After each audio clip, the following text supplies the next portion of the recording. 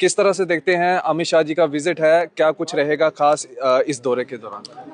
जहाँ तक हमें जानकारी है, ये प्योरली उनका ऑफिशियल विजिट है। मुझे लगता है कि वो सिक्योरिटी का असेसमेंट लेंगे, तो अभी तक तो उनका ये प्योरली ऑफिशियल विजिट है, जम्मू का भी और श्रीनगर का भी। सर, उधमपुर में इस समय एनकाउंटर जारी है, एक आतंकवादी को ढेर कर दिया गया है।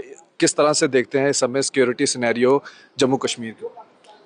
देखिए, पिछले 35 साल से ज़्यादा जो लोग यहाँ पे आके कत्लो गारत करते हैं, और 2019 के बाद 5 अगस्त 2019 के बाद उनकी संख्या भी काफ़ी कम हुई है। और मुझे लगता है कि जो कुछ बचे हुए भी हैं, और अब जब सबसे बड़ी एक इनकरेजिंग इंडिकेटर ये है कि जो लोकल रिक्रूटमेंट होती थी वो आज कहीं भी विजिबल नहीं है।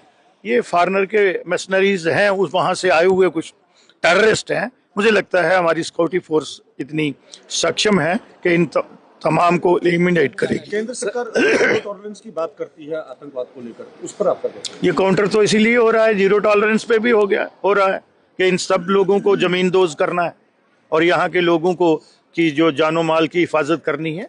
तो ये जब काउंटर हो रहे हैं और उनको एलिमिनेट किया जा रहा है, और आपको ये भी सब जानकारी है कि अब ज़्यादा फॉरेन मिलिटेंट टेररिस्ट ही हैं, तो मुझे लगता है कि अब जिस तरह से नक्सलाइट आपने देखा है कि वहाँ न्यूट्रलाइज हो गया है पूरा, तो मुझे लगता है कि अगर पाकिस्तान को सद्बुद्धि देंगे और कहीं ना कहीं एक बड़ा मुल्क उनको और सपोर्ट करता है, तो अब भारत इतना सक्षम है।